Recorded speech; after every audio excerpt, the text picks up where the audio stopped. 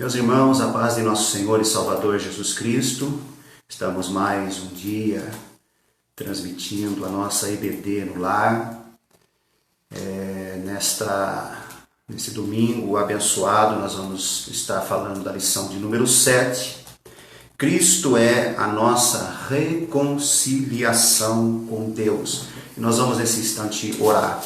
Senhor nosso Deus, eterno e glorioso Pai, nós te agradecemos por mais um dia nós estamos aqui, Senhor, transmitindo através da rede social, da internet, este ensino bíblico, Deus, juntamente com os teus filhos, onde nós estaremos aprendendo da tua palavra, Deus. Peço que abra a mente dos teus servos, assim como abra também a nossa mente, Senhor, e o nosso coração, para que nós possamos atender à expectativa do Espírito Santo do Senhor, Pai, e aprender cada vez mais, ó Deus. Alcança os teus filhos nesse domingo, dê um domingo de bênção, um domingo de vitória, em um nome de Jesus Cristo. Amém e amém.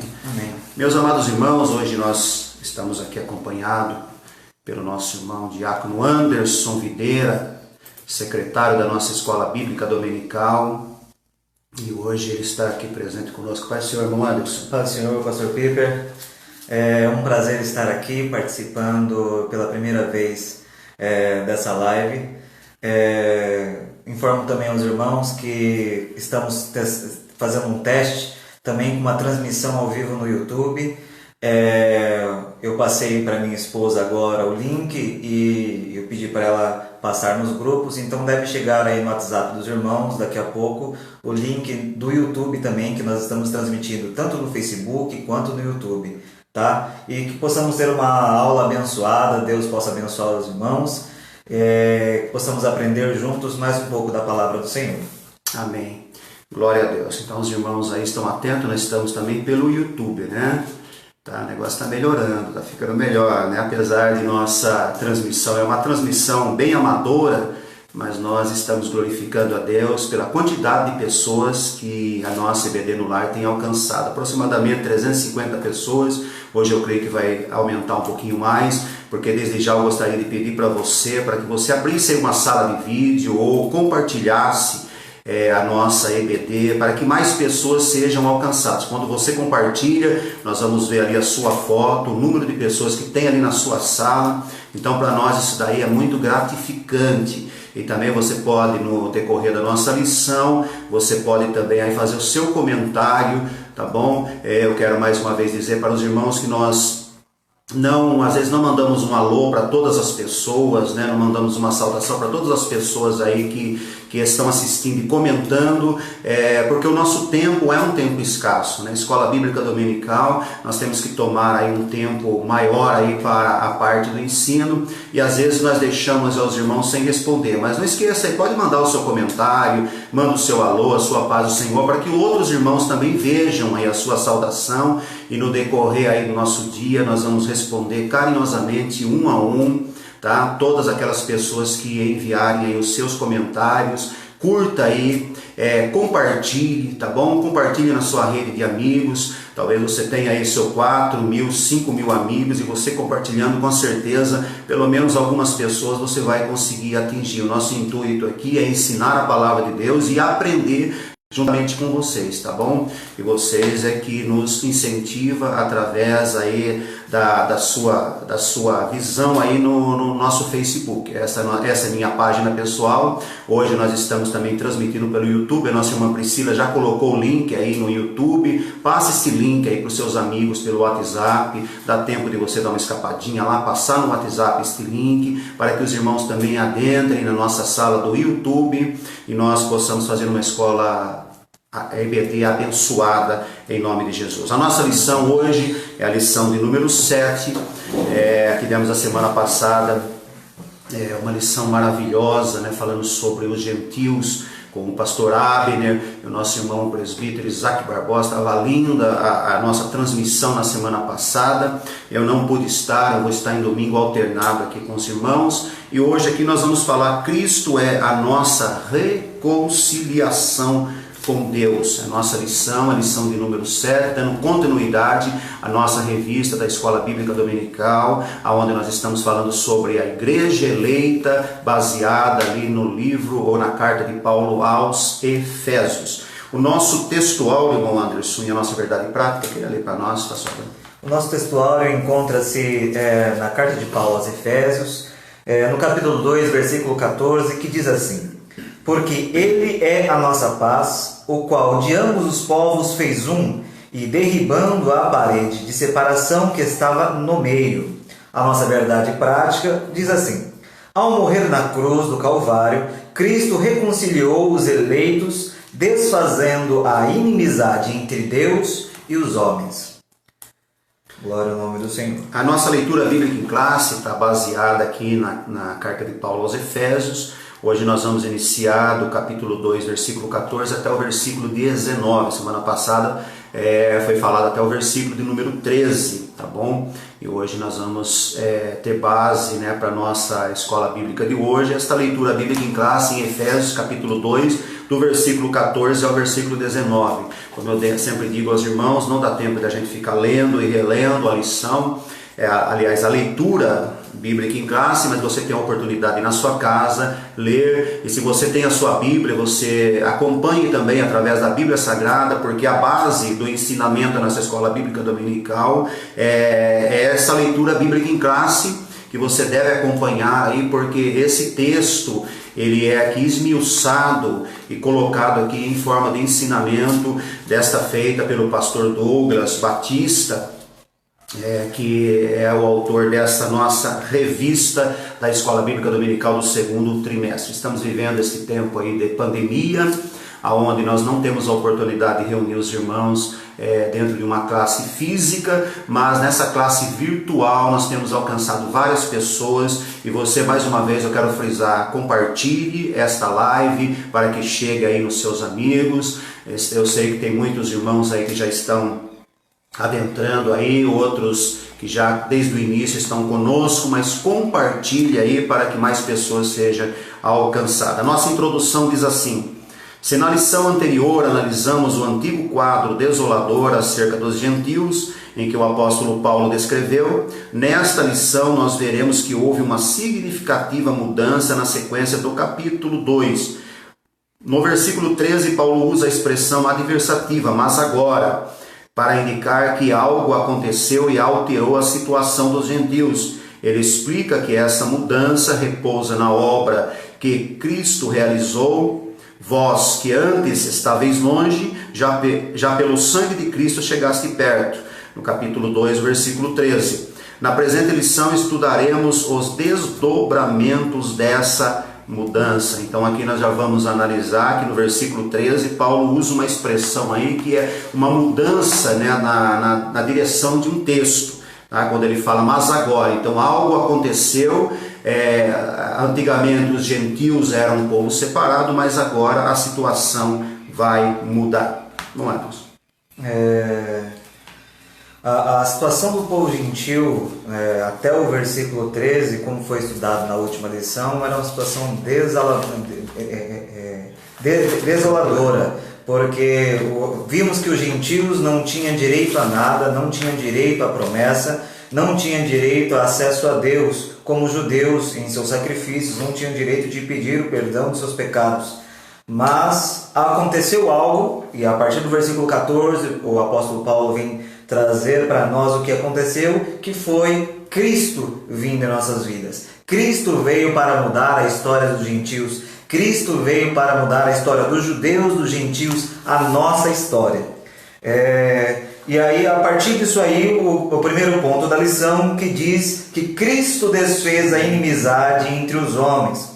A cabeça desse tópico diz que o exclusivismo religioso criou a inimizade entre judeus e gentios. Esse exclusivismo religioso ele era tratado através da lei, da parte cerimonial da lei, em que os gentios se achavam muito mais santos ou muito mais dignos de qualquer outra coisa do que os gentios. E isso causava uma inimizade, causava uma separação entre o povo judeu e o povo gentil. Se nós trouxermos para os dias de hoje, muitas vezes nós temos visto esse exclusivismo religioso, na realidade um orgulho espiritual que tem afetado muitos cristãos, às vezes de determinada denominação, se acham muito mais santos, se acham muito mais separados, se acham muito mais dignos do céu, vamos falar assim, do que determinadas outras denominações.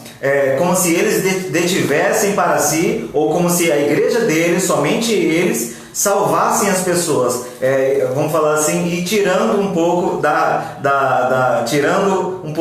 do sacrifício de Cristo para salvar a humanidade.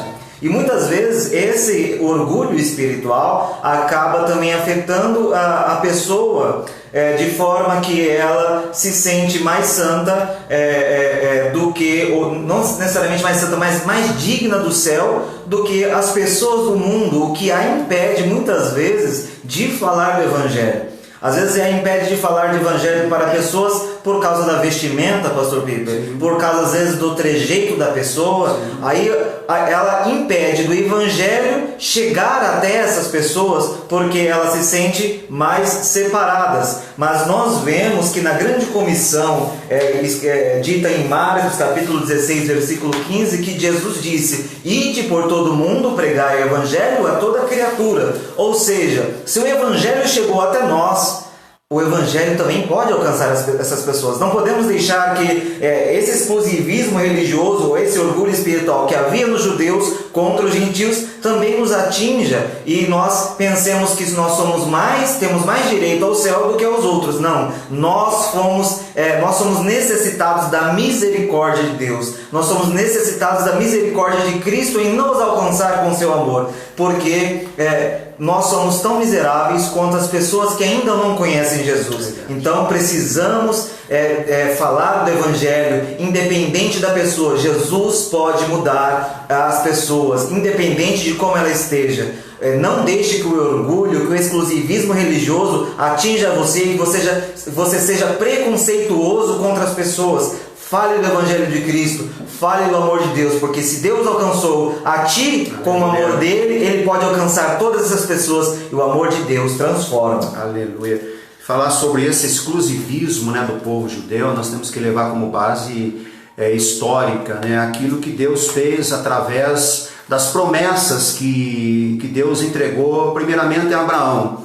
O exclusivismo assim não foi algo plantado na época de Jesus, né? O exclusivismo ele começa já através da pessoa de Abraão, né? Segundo a tradição judaica, eles tinham esse costume de se achar exclusivo, porque eles achavam que a promessa deles estava firmada em Abraão e que as outras pessoas, como eram pessoas aí que não eram da linhagem abraânica, né, não era da linhagem de Abraão, eles não tinham o direito de serem participantes das coisas sagradas, das coisas de Deus. Não vamos falar das coisas de Cristo, porque Cristo veio para abolir tudo isso daí. Então o exclusivismo religioso, né, eles tinham como base a trajetória histórica através aí da vida de Abraão. Deus, com certeza, no início, né, Deus disse para Abraão: Abraão, a tua descendência vai ser maior do que o número de estrelas do céu, do que a areia do mar, né? Isso, mas já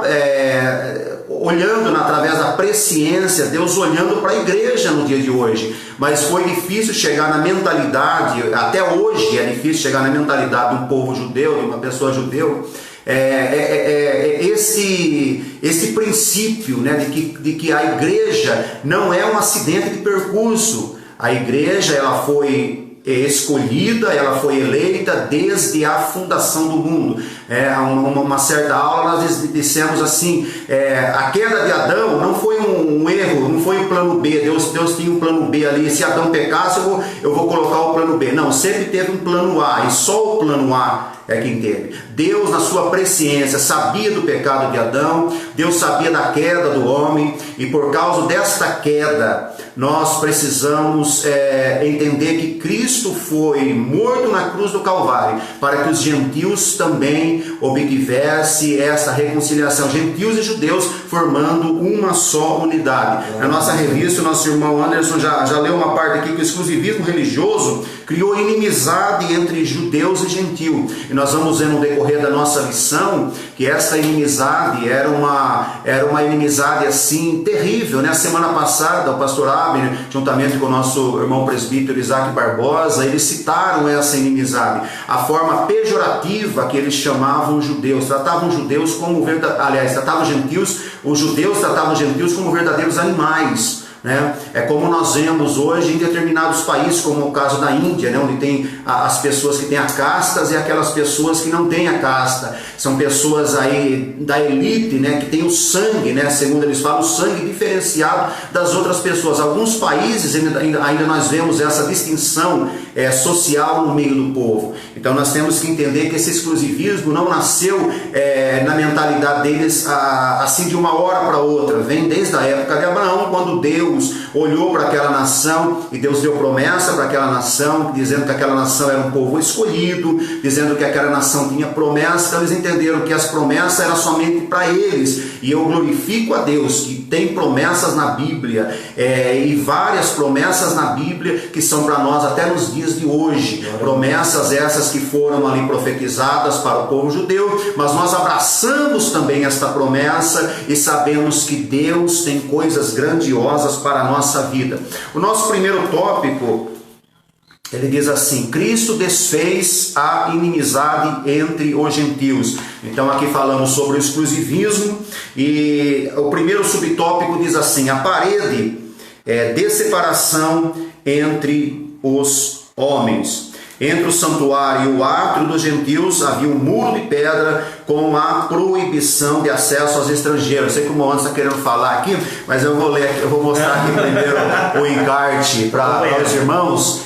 Eu não sei se dá para vocês ver que a foto não ficou aí bem nítida. Esse daqui era o antigo templo, né, reconstruído ali por Herodes, aonde nós vemos muito bem escalonado aqui o pátio dos gentios. Esse era o pátio dos gentios. Os gentios eles poderiam chegar somente até este lugar.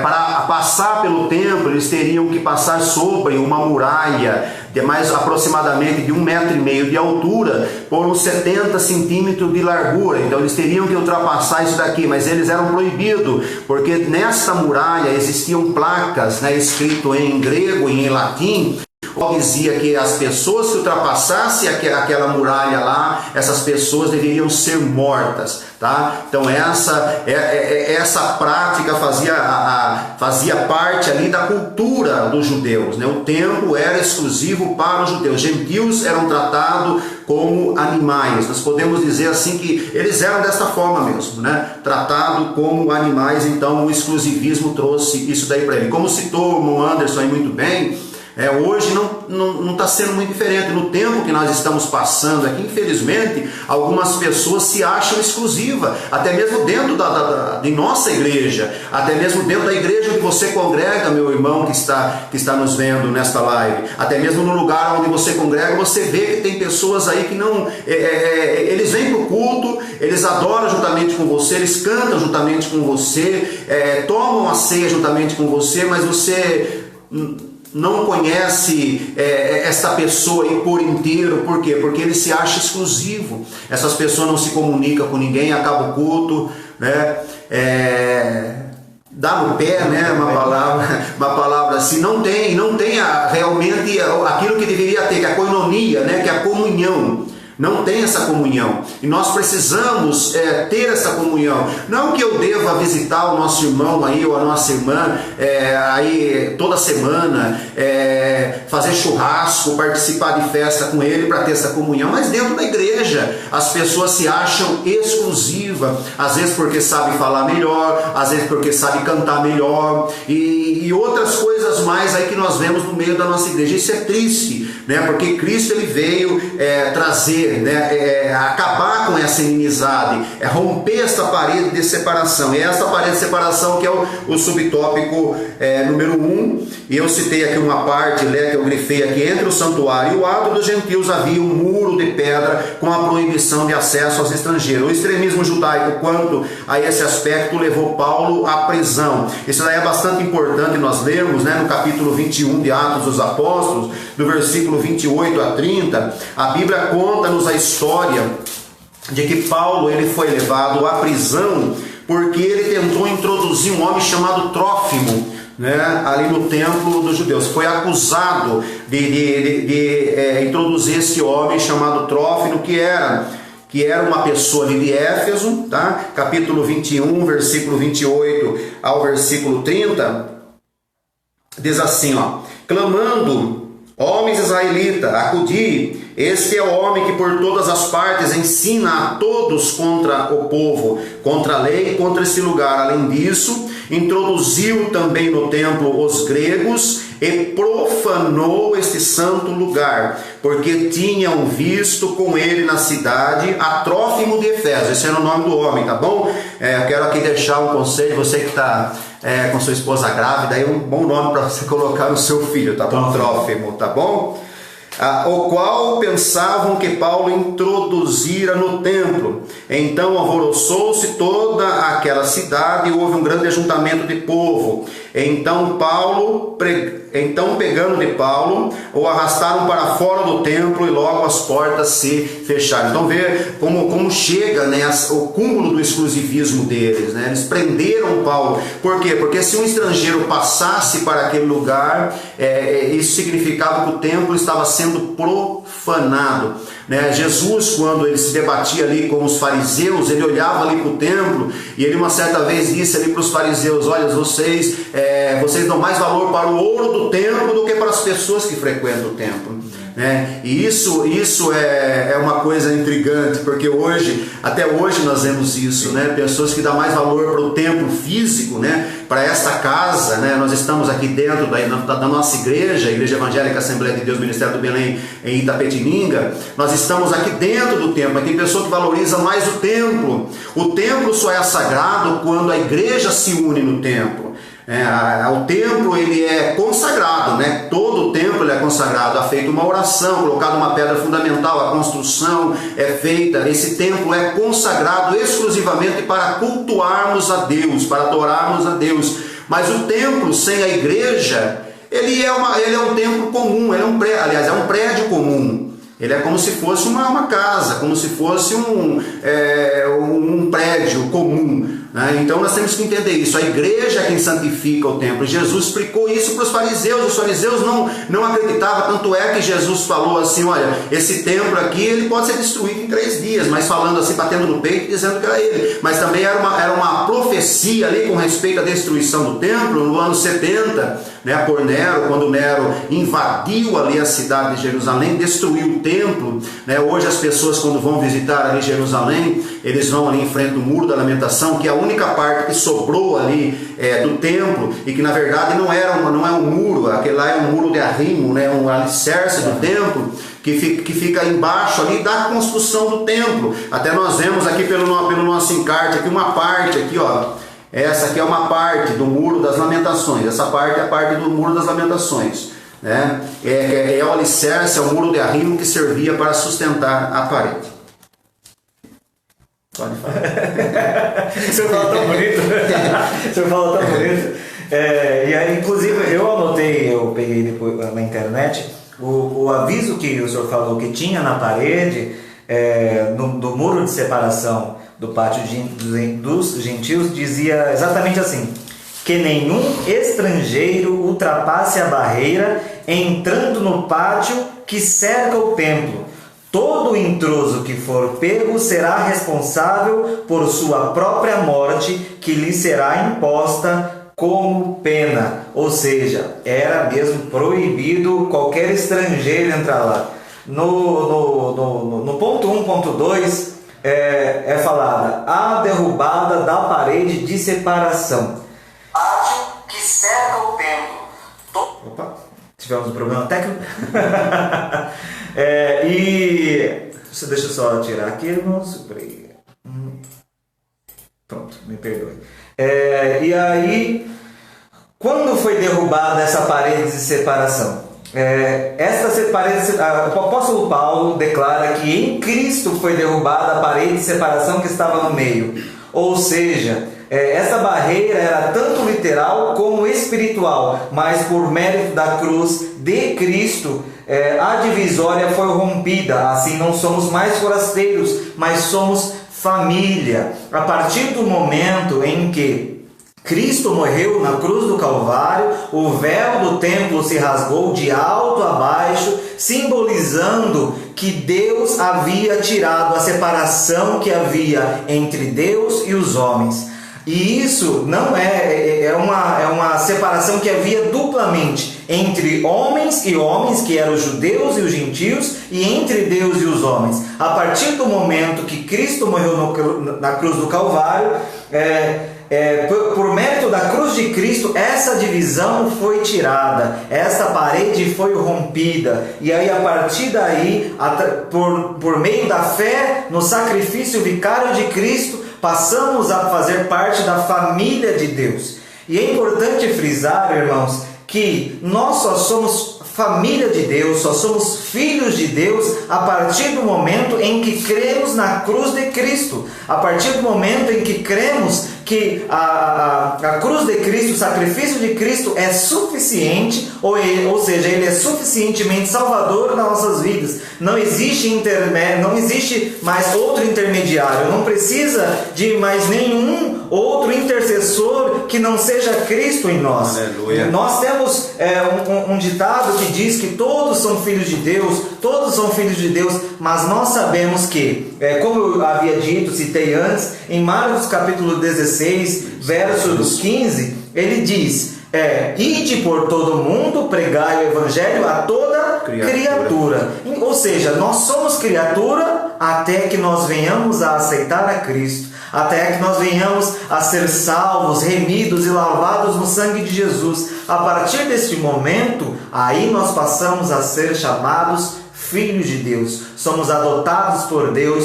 por meio da nossa fé em Cristo Jesus.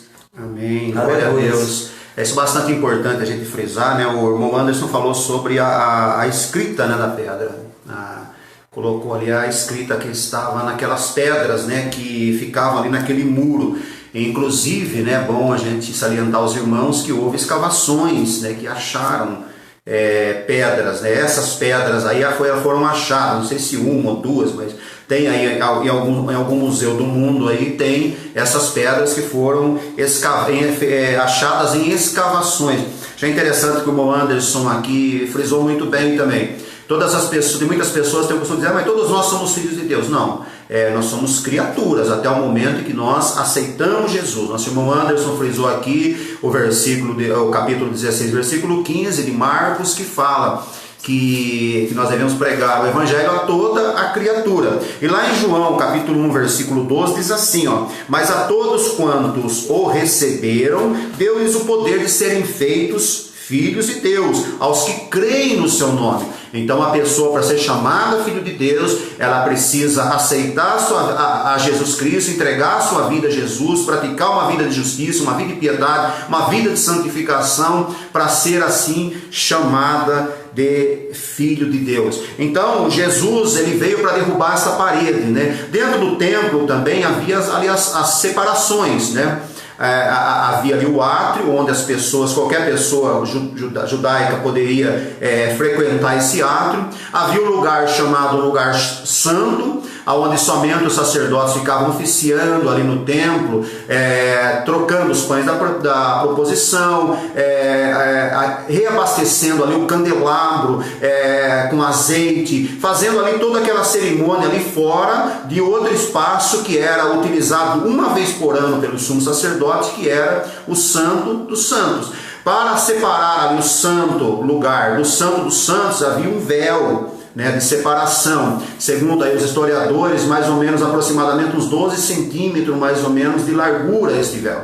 Então, quando Cristo morre na cruz do Calvário, a Bíblia fala que este véu é rasgado de cima a baixo. É interessante, né? Não é de baixo para cima, porque não é um pacto do homem para com Deus, é um pacto de Deus para com os homens. Então foi de cima para baixo, rompido esse véu. Aí nós tivemos acesso a Deus, né? É como fala que a parede de separação nos dá esse acesso. Capítulo 2, versículo 18, aqui da carta de Efésios, diz que nós temos acesso à presença de Deus. E esse acesso nós tivemos garantido através da morte de Cristo na cruz do Calvário.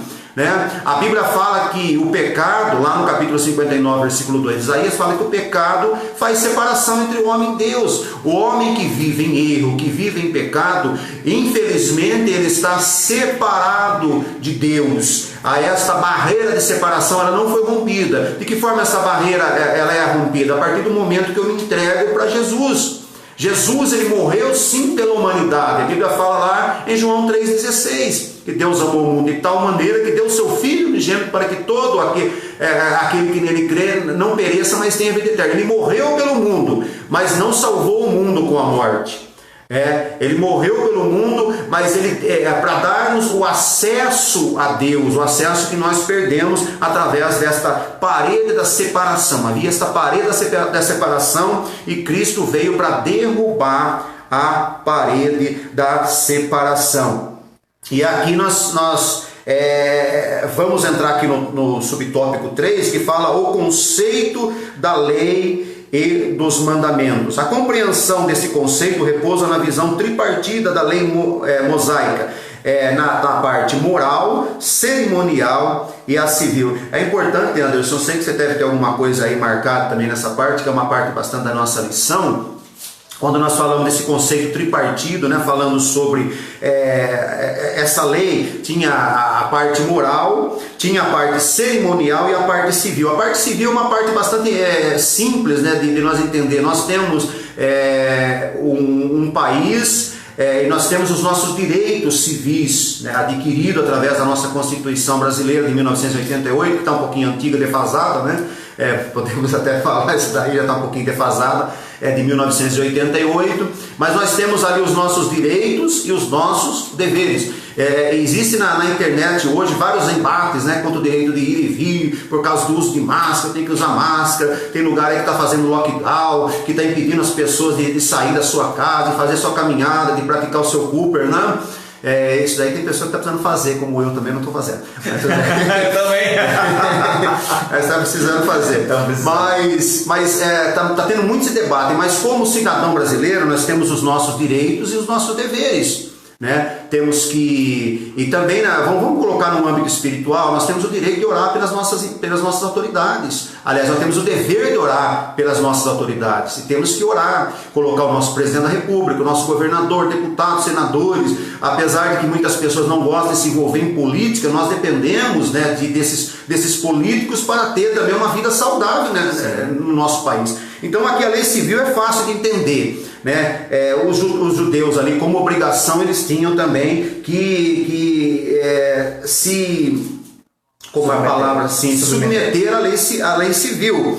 E nós temos ali a lei moral, né? E nós temos a lei cerimonial. Vamos falar da cerimonial, depois nós entramos na lei moral. A cerimonial, Cristo também ele veio também romper essa lei cerimonial. De que forma? Porque tudo no Antigo Testamento, né, tudo que foi colocado aqui no Antigo Testamento, através de Deus usando o servo dele ali, Moisés, né, colocando as leis ali, você vai ver no livro de Levítico, Deuteronômio, algumas leis que Deus ali instituiu e usou Moisés para isso. Tudo apontava para Cristo. Então, quando Cristo ele veio para a terra, Cristo morreu na cruz do Calvário, essa lei cerimonial ela foi abolida. A lei cerimonial. Agora, quando nós falamos da lei moral, a lei moral não. A lei moral ficou mais arrochada, né? Como diz ali o nordestino, né? O negócio ficou mais arrochado. Por quê? Porque Jesus Cristo olhou ali para a lei do adultério. Um exemplo aqui. Ele olhou para a lei do adultério. O adultério é a consumação, né, da junção carnal entre um homem casado e uma pessoa solteira, uma mulher casada e uma pessoa solteira. Essa lei do adultério, você vai ver no capítulo 8 de João,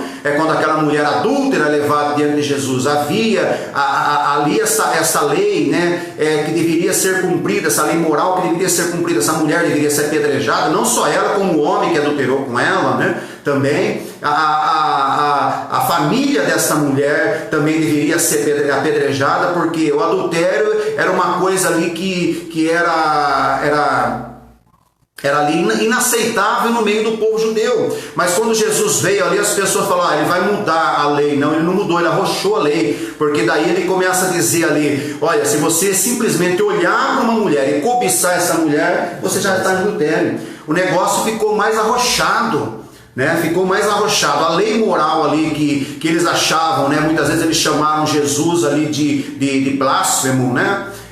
Falavam que Jesus estava usando de blasfêmia, simplesmente, particularmente ali quando ele falava que ele tinha poder também de perdoar pecado, eles chamavam Jesus ali de blasfemo. Mas Jesus, ele veio arrochar mais a lei. Ele falou, olha, se você simplesmente olhar para uma mulher e cobiçar, é melhor você arrancar o seu olho, entrar com um olho só no céu, do que eu entrar com os dois, entrar cego no céu. Ele dizia assim. E no começo da igreja primitiva, Anderson, as pessoas tomavam isso daí de forma literal. Né? Tem muitas pessoas que se automutilavam, eles cortavam a mão, arrancavam os olhos, né? Se automutilavam, porque eles acreditavam que essa palavra de Cristo foi na forma literal. Mas daí está falando da forma, não literalmente falando. Nós temos que mudar o nosso conceito. A partir do momento que nós entregamos a nossa vida a Cristo, aceitamos Jesus, a Bíblia fala que nós temos aí o direito a um advogado. Né? Esse advogado não é negado para nós. Se nós pecamos, nós erramos, nós temos a chance de nos arrepender e pedir perdão, porque Jesus intercede por nós diante do Pai. Então as três leis, as três esferas da lei, tá? Nessa visão aí tripartida, como o nosso comentarista aqui frisa, ele diz que a lei mosaica era a lei, eles praticavam a lei moral, cerimonial e a civil. A lei cerimonial, ela foi abolida porque toda a cerimônia, né? Eu sei que talvez tenha alguma coisa sobre algumas leis cerimoniais aí para falar. Tem alguma coisa sobre lei cerimonial para falar? Sobre o principal lei cerimonial que havia era o sacrifício de animais para que os pecados fossem perdoados. Ou seja, o povo precisava ir lá levar um animal. Aqueles que eram mais pobres às vezes levavam uma rolinha, não, que tinham mais dinheiro levavam um carneiro, que era mais pobre levava uma rolinha, ou que era mais pobre ainda levava apenas um bolo para que fosse lá oferecido no altar do holocausto, para que assim o seu pecado fosse lançado sobre aquele sacrifício e aí o seu pecado seria apagado perante o Senhor, morreria com o sacrifício. Né? Esse, vamos falar assim, é a principal lei cerimonial que tinha na lei mosaica, que Cristo veio cumprir. Não vamos falar revogar, porque Cristo não veio revogar essa lei. Cristo veio principalmente para cumprir. Quando Paulo fala sobre a abolição dessa lei, a revogação dessa lei, ele não quis dizer que que era inválido, que Cristo tirou. Não, na realidade ele quis dizer que a partir de Cristo, quando Cristo se ofereceu a si mesmo, e é sempre bom lembrarmos que Cristo não foi mártir.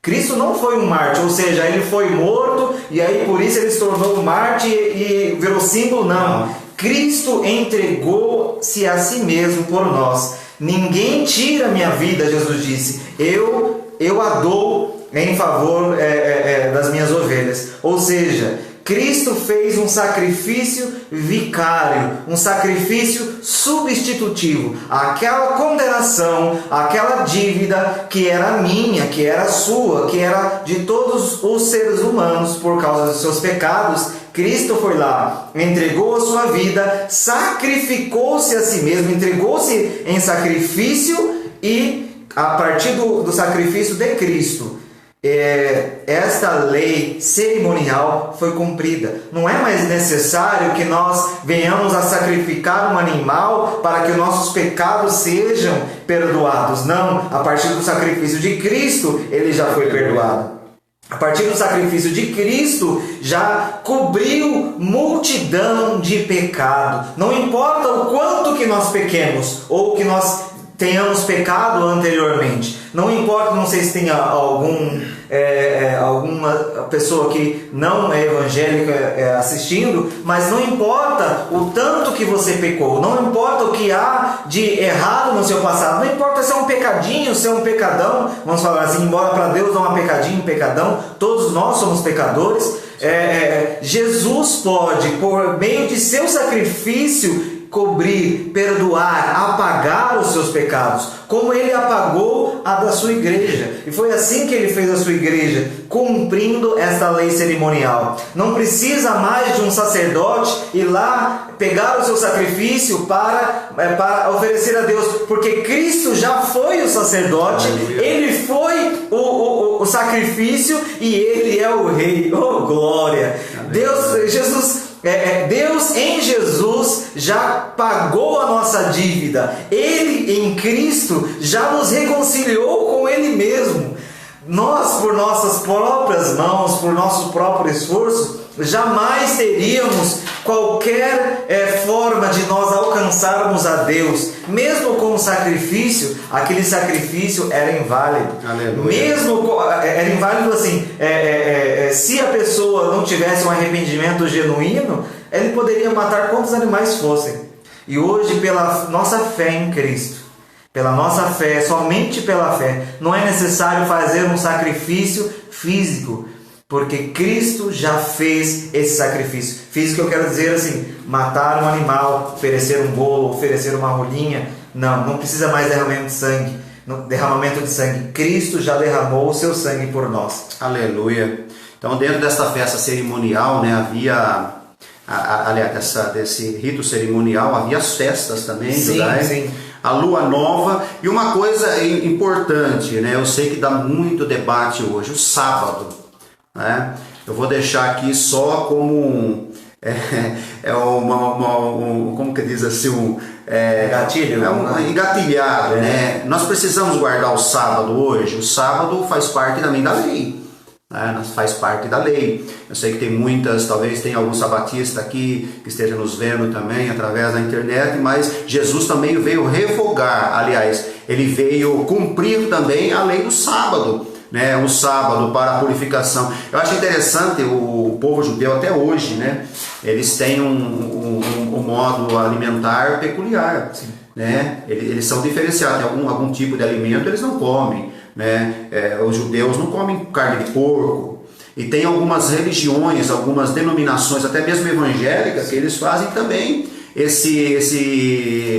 essa dieta, né, de carne de porco, até mesmo café, outras coisas, né? Sim. É tão gostoso o cafezinho, mas aí eles ainda estão dentro desse rito cerimonial. Às vezes pessoas aí para orar, eu tenho que colocar um adorno na minha cabeça, porque eu tenho que orar e o lugar é santo, eu tenho que cobrir minha cabeça. Então ainda tem muitas pessoas hoje seguindo, né, alguns ritos judaicos, né? Infelizmente nós temos visto vários nascimentos de igreja aí, que são adeptos ao judaísmo. É um evangélico judaísta, né? Inclusive aí os seus pastores, não são chamados de pastores, são chamados de sacerdotes. É o sacerdote fulano, o sumo sacerdote fulano. Eles invocam aí vários nomes. Por quê? Porque eles estão aí ligados na lei, colocam dentro da sua igreja algum adorno, né, simbolizando ali a época da lei. Então isso daí foi revogado na cruz do Calvário, através da pessoa de Cristo, foi, aliás, cumprido através de Cristo Jesus. É o que a Bíblia fala em Colossenses capítulo 2, eu vou ler aqui o versículo alternado, versículo 11, aí depois eu vou ler do capítulo 14 até o versículo 17, diz assim, capítulo 2, versículo 11, no qual também estáis circuncidado com a circuncisão não feita por mão do despojo do corpo dos pecados da carne, a circuncisão de Cristo, E havendo ele riscado a cédula que era contra nós, essa parte que você falou, sim, ele rasgou a cédula. É uma coisa interessante, irmão, eu não vou rasgar, porque meu encarte está tão bonitinho, mas Cristo na cruz do Calvário fez isso, rasgou a cédula. Nós tínhamos uma cédula imensa, né? Particularmente minha, era uma cédula imensa, né? E ele rasgou na cruz do Calvário, foi rasgada, e nós hoje temos esse acesso ao Pai, né? Havendo ele riscado a cédula que era contra nós, nas suas ordenanças, a qual de alguma maneira nos era contrária, atirou do meio de nós, cravando-a na cruz. Portanto, olha que interessante, portanto, esse aqui é Paulo dizendo à igreja de Colossos, a igreja de Colossenses, diz assim, portanto, ninguém vos julgueis pelo comer ou pelo beber, ou por causa dos dias da festa, ou da lua nova ou dos sábados, porque Paulo estava enfrentando ali uma oposição com respeito aos gentios. Essa carta de Colossenses, ele estava dizendo aí que tem muitas pessoas dentro da igreja que estavam sendo ali massacrados, por quê? Porque eles não estavam seguindo rituais da lei, os rituais aí com respeito à bebida, lua nova, o sábado, eles não estavam cumprindo. Eu acho interessante, né, que os judeus eles eram tão terríveis, né, com respeito assim, porque até mesmo dentro dele, da religião deles, na época de Jesus, havia esse embate. Quando uma ovelha se desgarrava, uma ovelha caía num despenhadeiro, eles iam lá, corria, pegava a ovelha, mas era dia de sábado, e dava esse embate entre eles ali, falando, não, você não pode pegar a ovelha, deixa a ovelha morrer, é sábado, deixa a ovelha morrer. Mas eles não faziam isso, por quê? Por causa da hipocrisia. Eles eram pessoas hipócritas. Jesus muitas vezes chamou eles de hipócrita. Por quê? Porque eles tratavam o homem pior do que tratavam os animais. Quando o animal ali se desgarrava, uma ovelha se desgarrava, entrava ali dentro de um abismo, eles iam lá na hora recolher, não importa. Mas pela lei eles não poderiam caminhar, pela lei eles não podiam trabalhar, mas eles ali usavam dessa hipocrisia para tratar as pessoas como animais e os animais como pessoas. E é isso que dessa forma que eles tratavam também os gentios. E a revogação aqui da lei dos mandamentos, para não entrar no segundo tópico já, diz assim, a eliminação das barreiras que dividiam judeus e gentios se deu pela revogação da lei dos mandamentos, que consistia em ordenança. Essa revelação não contradiz o que Jesus disse, não vim para revogar a lei, mas para cumprir. O ato de Cristo oferecido a Deus em cheiro suave aboliu a necessidade dessas ordenanças ritualísticas, e assim a inimizade desfeita. Dentro da lei, né, da lei moral, existia ali as penas, né, que a pessoa deveria pagar pelo seu erro, pelo seu pecado, assim como eu citei a lei do adultério, né? Existe uma lei ali chamada olho por olho, dente por dente, essa lei que criada ali no meio daquele povo, onde se o seu boi escapasse do seu pasto e fosse lá, matasse uma pessoa, a pessoa que era dona do boi deveria morrer, né? Então era terrível. Então essa parte das consequências das leis ela foi abolida por Jesus, revogada por Jesus. Mas como eu disse, no cumprimento da lei a coisa ficou mais arrochada, tá bom? Subtópico número 2, aliás, o tópico número 2 diz assim: pela paz Cristo fez um novo homem. Nós éramos um velho homem, carregávamos esse velho homem, essa estirpe de velho homem, no nosso gene. Há uma pergunta que as pessoas fazem: uma pessoa quando nasce, ela já nasce com pecado, né? Eu acho interessante, porque o gene do pecado já nasce com a pessoa, ela nasce com a pessoa, né? A Bíblia fala lá em Romanos 3:23, que todos os pecados destituídos estão da glória de Deus. A partir do momento que eu entrego minha vida para Jesus, o meu pecado ali é esquecido, lançado no mar de esquecimento. Jesus assina a dívida ali como dívida paga, e isso é interessante. Então aqui o nosso tópico vai dizer: pela paz Cristo fez um novo homem. O conceito bíblico de paz. Conceito bíblico de paz. De forma geral, a paz é a descrição de boas relações, do fim de um conflito, ou de um estado de tranquilidade e de uma qualidade espiritual. Eu separei aqui que 3 tipos de paz que nós podemos encontrar na Bíblia. A primeira paz a gente pode chamar da paz que o mundo dá, como está escrito no livro de João, capítulo 14, versículo 27. Jesus disse: a minha paz os dou, não dou como o mundo dá. Essa paz que o mundo dá, nós podemos caracterizá-la de uma forma assim: se está tudo bem, estou em paz, vou bem, está tudo certo, mas é só sair alguma coisa do lugar, pronto, já estou em conflito, já perco a minha paz, já estou em guerra, já estou ansioso. E essa é a paz que o mundo dá. Ela é uma paz que depende das coisas materiais, que depende das circunstâncias que nos rodeiam. O segundo tipo de paz que nós podemos citar aqui é a paz com Deus, como diz em Romanos, capítulo 5, no versículo 1.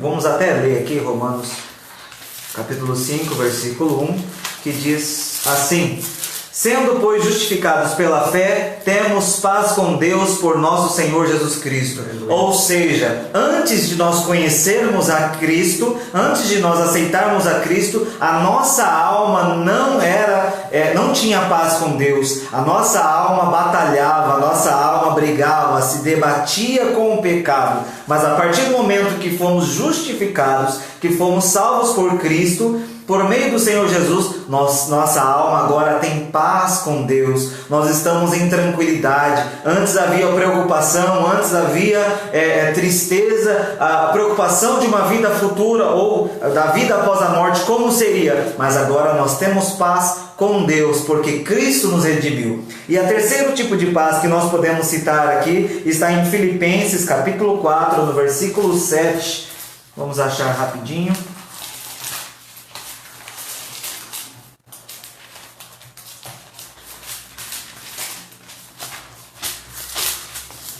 Filipenses, capítulo 4, versículo 7, que diz assim: e a paz de Deus, que excede todo o entendimento, guardará os vossos corações e os vossos sentimentos em Cristo Jesus. Ou seja, a paz de Deus. Esta paz é de Deus. Como nós podemos entender essa paz? Não há compreensão, mas nós podemos desfrutar dela. E Deus dá a paz que é dele para nós. Ou seja, não importa o que aconteça à nossa volta, não importa os conflitos que estão à nossa volta, não importa que há pandemia, não importa que há guerra, nós temos a paz, a tranquilidade, a quietude da nossa alma, porque nós temos a paz de Deus. Você entende essa paz? Você pode compreender essa paz? Não dá para entender essa paz, porque ela excede qualquer tipo de entendimento, porque nós somos mortais, somos falhos, mas nós podemos desfrutar desta paz por meio do sacrifício, por meio da cruz de Cristo. Então é interessante, esta palavra paz, né, que se deriva do hebraico shalom. E shalom, ela tem assim, dentro da sua descrição etimológica, né, ela tem vários significados, né? É por isso que temos aquelas pessoas que gostam, né, da escrita hebraica, gostam de ver ali o original, que é bastante importante, né? O estudioso da Bíblia, ele precisa ter várias versões de Bíblias, né, dentro da sua casa, precisa acompanhar ali com vários livros, né? Eu acho interessante, mas algumas palavras, quando ela é usada assim no termo hebraico, né, ela tem um grande significado, como é o caso da palavra paz aqui no termo hebraico shalom, que quer dizer completude, quer dizer como é que fala? Alegria, tem várias abrangência, né? E aqui foi citado pelo irmão Anderson, um negócio interessante: paz em meio às adversidades. Como eu posso ter paz em meio à adversidade? É o que nós falamos na nossa primeira lição, quando Paulo ele saúda a igreja, graça e paz, ele saúda a igreja. Como é que uma pessoa que está preso, uma pessoa que está guardada dentro de uma prisão, apesar de que era uma prisão domiciliar, mas Paulo estava lá guardado por soldados, a casa cercada de soldados, mas Paulo ainda sentia paz no coração. Por quê? Paz, aí, a definição do mundo aí para paz é uma só: ausência de guerra. Para nós não, para nós é paz mesmo estando em guerra, mesmo estando vivendo em pandemia, vivendo em isolamento social, nós estamos em paz. Por quê? Porque Cristo é a nossa paz. Cristo. Eu acho interessante as pessoas dizer assim, Deus ele tem amor para dar. Tem até um hino que fala, Deus tem amor para dar. Na verdade, Deus não tem amor para dar, Deus é amor. E Cristo não tem paz para dar, Cristo é a própria paz, né? Ele é chamado o príncipe da paz, lá em Isaías capítulo 9, versículo 6, né? Que o menino nos nasceu, um filho se nos deu, o principado está sobre os seus ombros, seu nome será maravilhoso, conselheiro, Deus forte, Pai da eternidade e príncipe da paz. Ele é o príncipe da paz. Então ele é a própria paz, ele é a completude nossa, ele é o shalom nosso. Quando nós andamos na rua, as pessoas têm que saber que nós vivemos em paz. É por isso que Cristo ali, quando ele se debatia ali com os fariseus ali jejuavam, né? Fazia aquela cara de cachorro que caiu da mudança, né? Aquela cara esmilinguida lá, andava na rua, cabisbaixo, né? E Jesus olhou para aqueles homens e falava assim, ó, vocês não podem, vocês são hipócritas. Né? Ninguém precisa saber que eu estou jejuando, ninguém precisa saber que eu estou nessa época de pandemia do ano cesta básica, né? Ninguém precisa saber que eu estou ajudando o meu próximo nesta época. A Bíblia fala que aquilo que a mão direita da esquerda não fica sabendo. Então Jesus, nessa parte aí, ele veio, né, bater ali nos judeus, né, principalmente ali naquelas religiões ou derivações, né, ou partidos políticos, né, porque na época de Jesus existia os fariseus, saduceus, saducênios, zelotes, vários ali que não era bem era a pessoa que debatia ali um com o outro dentro da própria religião e formavam ali partidos políticos, né? Então Jesus ali ele batia forte nessa tecla, que as pessoas não precisavam mostrar que ela estava jejuando, não precisava mostrar que ela estava ajudando o seu próximo. Até hoje nós não precisamos. Tanto é que nós não somos salvos pelas obras, nós somos salvos pela fé, né? E a pessoa que tem fé nasce de novo, ele pratica as boas obras, como nós falamos já nas outras aulas. Então Cristo ele é o motivo da nossa paz. Ele não é apenas o autor da paz, mas literalmente ele é a nossa paz. Eu tenho Cristo dentro de mim. Se eu digo que tenho Cristo dentro de mim, eu tenho que ter paz. Eu tenho que ter paz com os meus irmãos. Eu tenho que ter paz dentro da igreja. Porque tem pessoa, Anderson, que tem paz somente dentro da igreja. Tem pessoa que não tem paz lá fora. Outro dia uma irmã chegou para mim e disse já há muito tempo, ela falou assim, pastor, na verdade eu vou falar uma coisa para o senhor, eu queria morar dentro da igreja, porque eu chego aqui na igreja, eu tenho uma paz dentro da igreja, então mas lá na casa a senhora não tem paz? Não, lá irmão, lá o meu lar é atribulado, tem tanto problema. Eu falei, irmã, a senhora está errada. A senhora tem que ter paz dentro da igreja, ter paz no trabalho, ter paz na casa da senhora. Essa paz tem que acompanhar a senhora. Não é a igreja que traz paz para mim, quem traz a paz é Cristo. Sim. Não é igreja, não é um hino bonito, né? Você chega na igreja e escuta aquele hino Sobrevivi, né? É um hino muito bonito, uma letra gostosa, a gente chora, né? Naquela letra, aquilo lá traz uma paz pra gente, mas essa paz tem que carregar 24 horas por dia, dormindo tem que ter essa paz. Eu não preciso aqui tomar um remédio aí para dormir, porque Cristo é minha paz. Eu tenho passado por tanto problema, eu tenho meus negócios, eu tenho meus afazeres, eu tenho minhas coisas seculares para fazer. Isso tem causado falta de paz, irmão. Você está na direção errada. Cristo é a sua paz. Cristo é literalmente a nossa paz. E a nova humanidade, ela é formada através da paz. Cristo uniu o povo. Hoje não existe judeu, hoje não existe gentil, hoje existe a igreja que foi formada já na eternidade. Cristo uniu os povos que outrora hostilizavam para criar em si mesmo dos dois um novo homem. Dos dois Cristo uniu a paz. Trazida por Jesus Cristo na cruz do Calvário, foi para unir pessoas que estavam desunidas. Cristo ele teve, né, no seu ministério terrestre já essa maneira, né, ele estava engajado já em unir povos, como ele quis ali no capítulo 4 de João. Nós vemos aquela conversa, aquele diálogo com a samaritana. Ele quis já tirar, né, aquele atrito que havia com a samaritana. Quando chega aquela mulher cananeia também para ele pedir, né, ele se atende à oração daquela mulher, o pedido daquela mulher, mesmo trazendo uma palavra dura ali no começo, mas ele atendeu o pedido daquela mulher, porque ele viu fé no coração daquela mulher. Então, a partir desse ato, surge uma nova humanidade, que é a igreja. A igreja não é acidente de percurso, a igreja estava eleita, predestinada desde a fundação do mundo. Eu quero aqui deixar bem claro, Deus não predestina indivíduo, Deus predestinou igreja, Deus predestinou coletividade, a coinonia, a comunhão, a eclésia. Deus ele predestinou a eclésia para tirar aí algum atrito aí com pessoas aí calvinistas. Eu quero dizer, Deus não predestinou indivíduos, Deus predestinou a coletividade, Deus predestinou a igreja. A partir desse ato surge uma nova humanidade, a igreja onde não há circuncisão nem incircuncisão.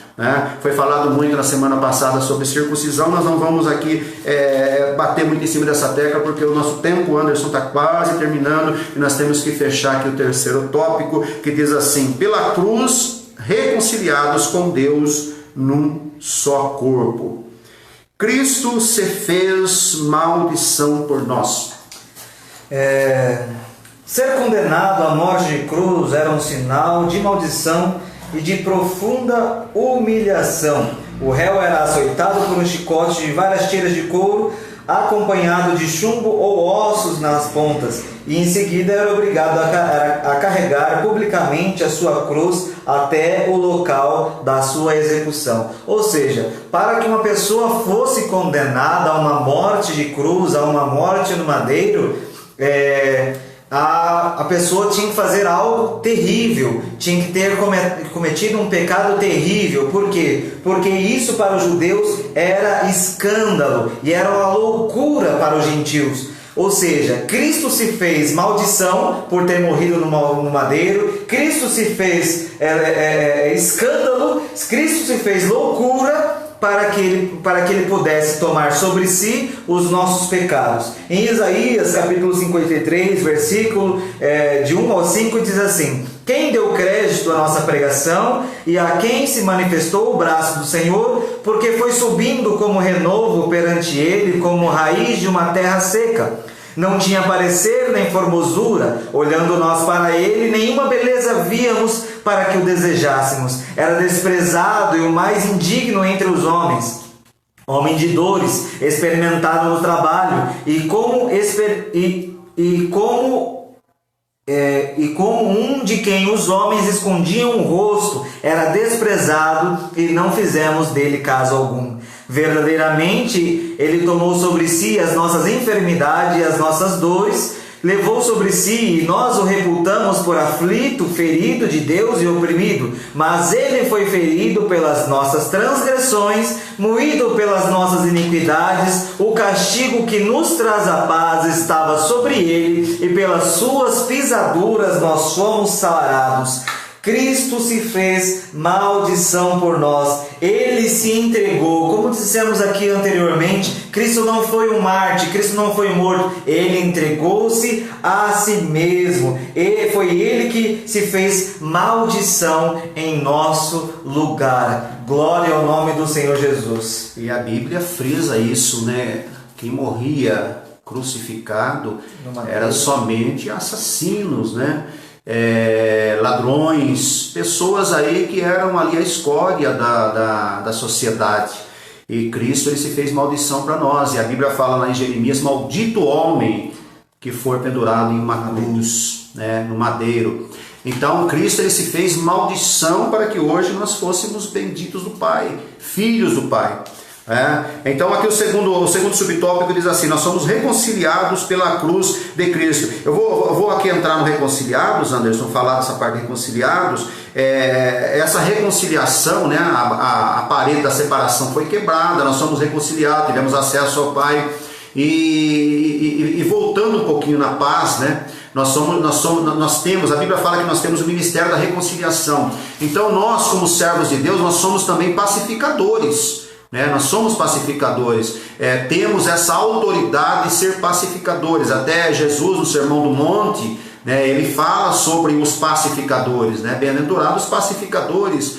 e temos esse ministério, carregamos esse ministério da reconciliação. Se você por acaso está dentro de uma determinada igreja, está dentro de uma determinada congregação, onde o pastor que prega para você não for um pastor pacificador, não for um pastor reconciliador, fuja de lá, saia de lá, porque Deus nos entregou para nós o ministério da reconciliação. E nós temos aí esse ministério e carregamos, né, essa paz dentro de nós, por isso nós temos que ser pacificador. Como eu disse, eu vou voltar a dizer, essa paz você não pode só ter na igreja. Se você tem paz somente dentro da igreja, meu amigo, minha amiga, meu irmão, minha irmã, você está fazendo coisa errada. Você não está servindo esse Cristo, porque esse Cristo tem que acompanhar você, ele sendo o príncipe da paz. Nós somos reconciliados pela cruz de Cristo. Foi o sacrifício vicário de Cristo na cruz e sua consequente vitória sobre a morte que possibilitaram nossa reconciliação com Deus e o homem.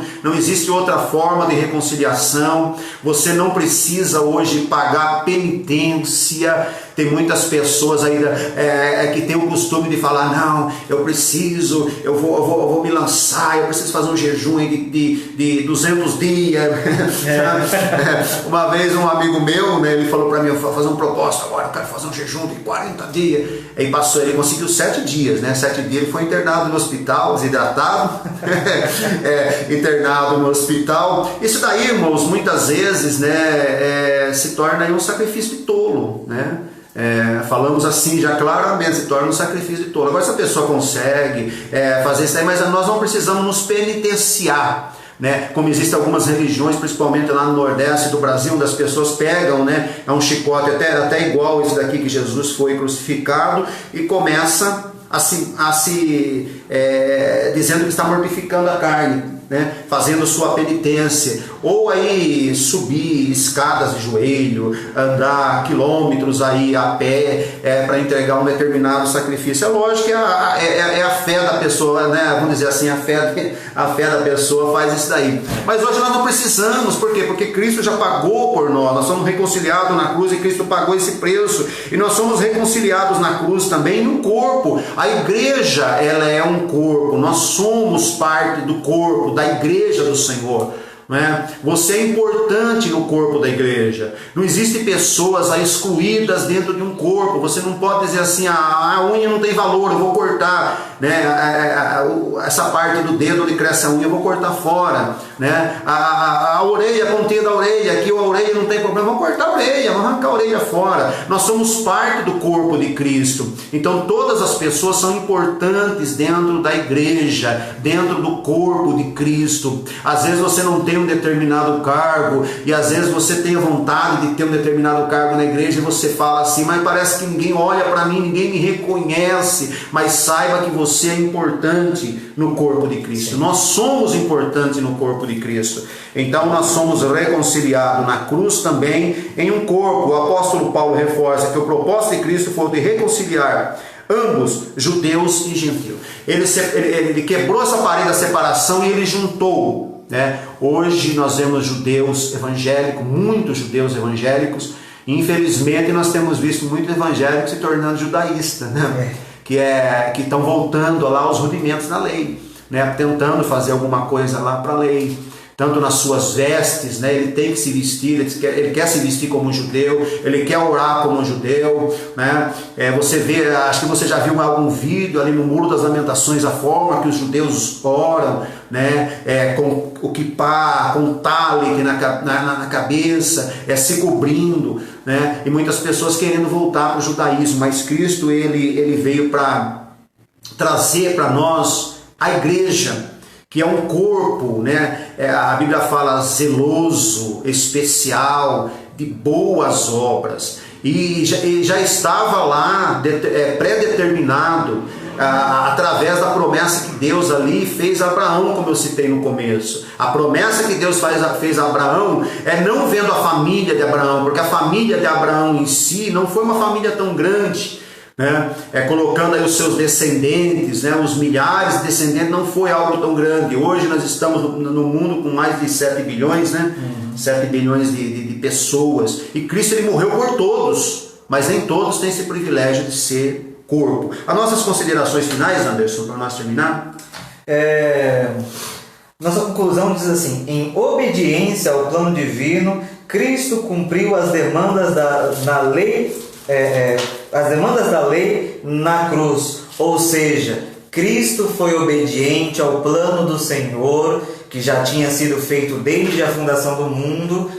Cristo foi obediente e cumpriu à risca tudo que a lei demandava para perdoar os pecados, para remissão dos pecados. Cristo cumpriu obedientemente, foi até a morte e morte de cruz.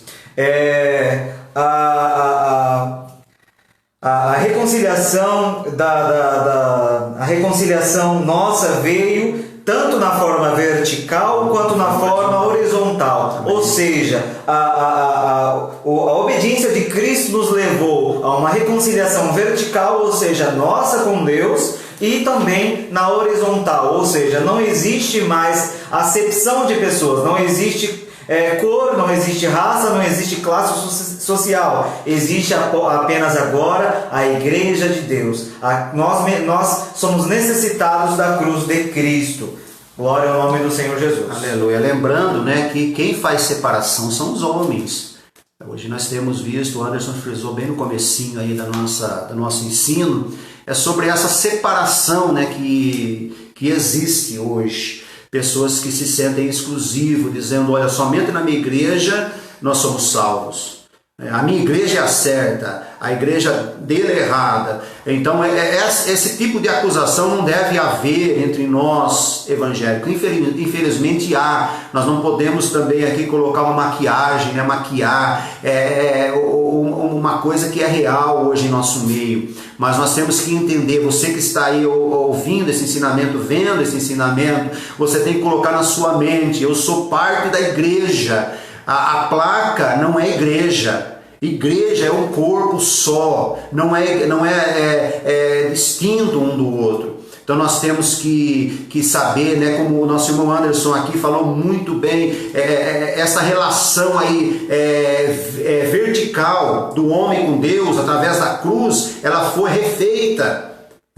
Ela foi refeita, e também na forma horizontal nós devemos saber que nós temos um irmão, nós temos uma família. Não é em vão que nós chamamos a pessoa que frequenta a mesma igreja de irmão, porque nós fazemos parte de uma mesma família. E que Deus assim possa abençoar a sua vida, abençoar a tua casa, que você tenha um domingo de bênção, um domingo de vitória. Nós queremos pedir para que você, no decorrer do dia, se você quiser fazer agora, coloque o seu comentário aí, falando sobre a aula, elogiando, criticando, coloque aí a sua pergunta com respeito à nossa lição de hoje. No decorrer do nosso dia nós vamos responder, e na semana que vem nós vamos ter uma lição bastante importante, edificados sobre o fundamento dos apóstolos e dos profeta. Vai ser uma lição maravilhosa, e eu pediria que você estivesse conosco também às 9 horas da manhã no próximo domingo, tá bem? Eu não sei quem vai estar aqui hoje,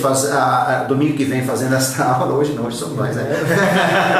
Fazendo a aula no domingo que vem, mas eu peço que você nos acompanhe. Vamos anunciar na nossa página do Facebook, assim como os irmãos também estará anunciando na página do Facebook. Vamos ter também no YouTube também a semana que vem. Sim. Em nome de Jesus, vamos também transmitir pelo YouTube. Então você já esteja preparado para a nossa aula da semana que vem. E nesse momento eu gostaria que você deixasse o seu comentário, faça o seu agradecimento por aquilo que você aprendeu, se você aprendeu. Se você não aprendeu, faça a sua crítica. Olha, eu queria saber tal coisa, mas não apareceu na aula de hoje. Como acontece, se você quiser saber alguma peculiaridade com respeito às leis morais, né, que nós falamos aqui, mas foi meio diminuto, sobre a lei moral, a lei cerimonial, a lei civil, isso dos judeus, você comente aí que nós vamos responder você.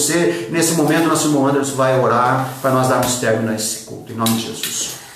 Oremos. Senhor nosso Deus, nosso Pai, te agradecemos, Senhor, por esse momento maravilhoso que o Senhor tem nos concedido, por esta oportunidade, Senhor, de estarmos aqui juntos, aprendendo mais da Tua Palavra, aprendendo mais de Ti, Senhor, para que possamos, Senhor, estar sempre em direção a Ti. Tu és, Senhor, o nosso alvo, Senhor, aquele que nós queremos atingir. Pai eterno, vem abençoar, Senhor, o nosso domingo, domingos dos teus servos, Senhor. Vem abençoar, Senhor, a cada irmão que nos ouviu, a cada irmão que nos ouvirá, Senhor, que a tua palavra, Senhor, possa encontrar guarida nos corações. Pai eterno, dá-nos, Senhor, uma semana abençoada, em teu nome é que nós te pedimos, em nome do Senhor Jesus. Amém. Amém. Deus abençoe meus irmãos, minhas irmãs. Agora estenda as tuas mãos, que o amor de Deus, a graça de nosso Senhor e Salvador Jesus Cristo e a doce comunhão do Espírito Santo estejam com todos e que você possa dizer no seu lar juntamente comigo. Amém. Glória ao nome do Senhor.